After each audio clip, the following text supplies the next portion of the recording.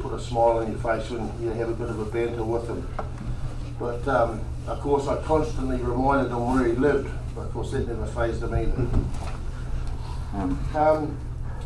Now as a young fella, Tony grew up in and around central Wellington, and he attended school in Haitaitai.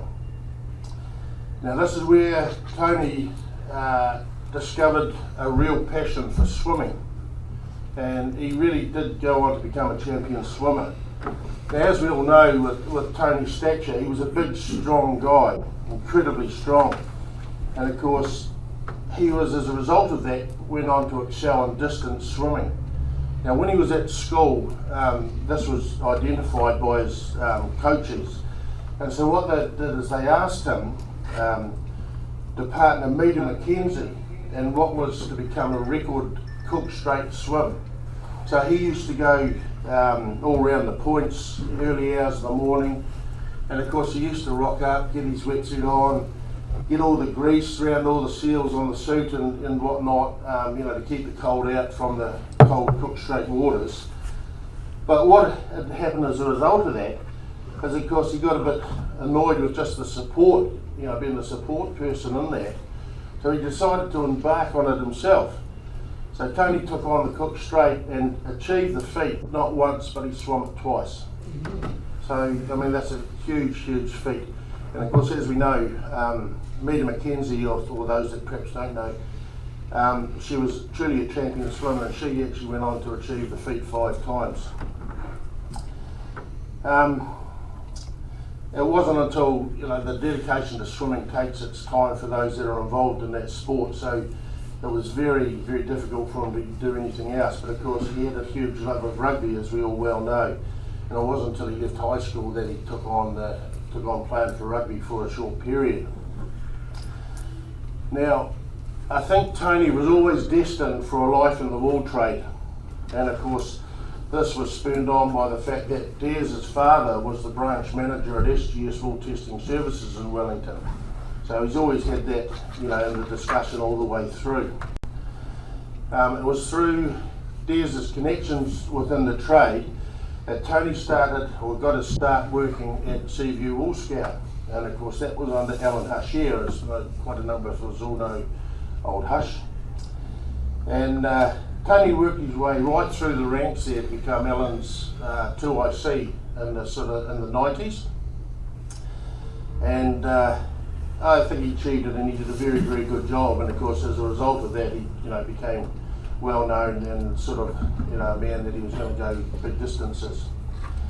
Now, with the changing of the guards within the wool industry and a lot of the rationalisations that were happening in the closures, Tony was earmarked and was approached to take on and come down for the 2IC's position at the Winchester Wool Scout. The 2IC's position was about to be vacated, with Steve Harrison taking up the general manager's role with the departure of Peter Baker. After, of course, the family consult, Tony accepted the role and moved the family down to Canterbury, and he started at Winchester on the 10th of September 2001. So 20 years under the helmet. It's pretty good.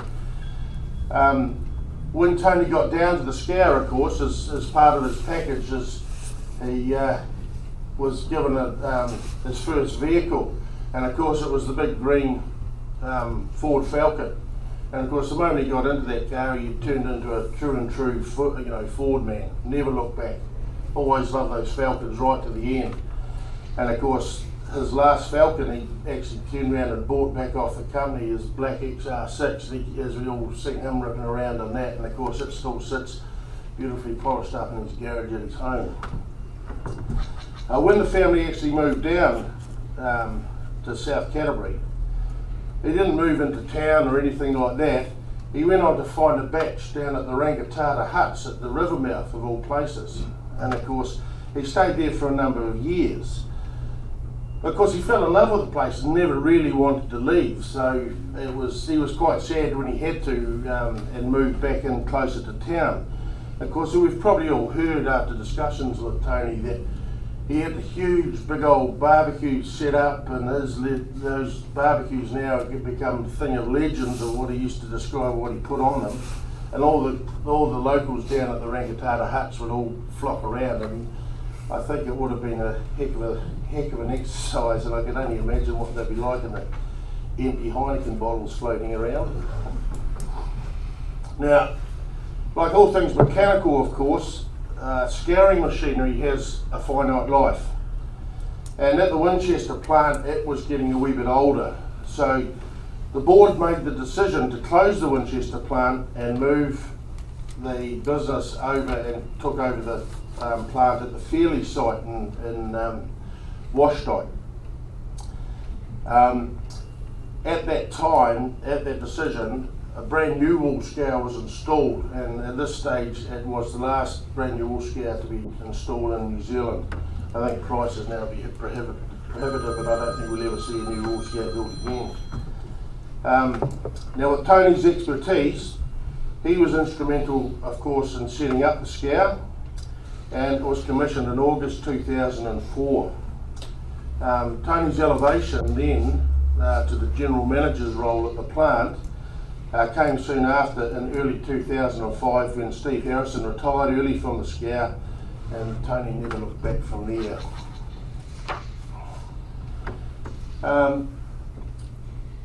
Tony's gone on to forge some great friendships within this wool trade. All of us can attest to that. And it's more of a testament to his character. Tony himself, he was an incredibly generous guy. He would give you the shirt off his back if he could. And time itself was never an issue. Of course, pending his dedication to the wool scour, he spent hours down there making sure that it cranked on, amount of times. He'd be there at 5 o'clock in the morning most days. He really did put a lot of time and effort into it. He had, apart from the rugby, one of his great passions, of course, was fishing. And of course, any chance he could to pick up a rod, he'd be in. He'd take it leaps and bounds. Of course, rod in one hand, Heineken in the other, two if he could. And Tony, of course, he keeps things close to his chest when it comes to the family, but we all know he was a very, very dedicated family man. And it's sad that he leaves his wife Tracy, son Brendan, and 3 young grandchildren. And of course, unfortunately, fortunately now there's another one on the way. So we've got to be introduced there.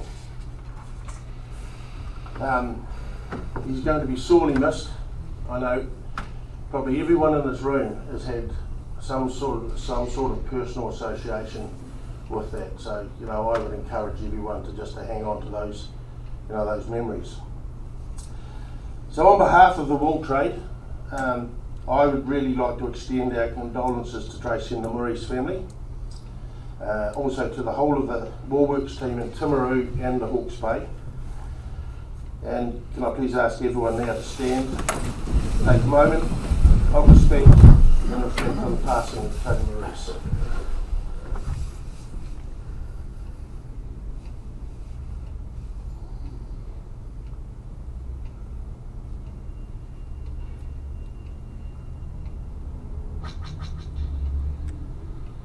Thank you very much.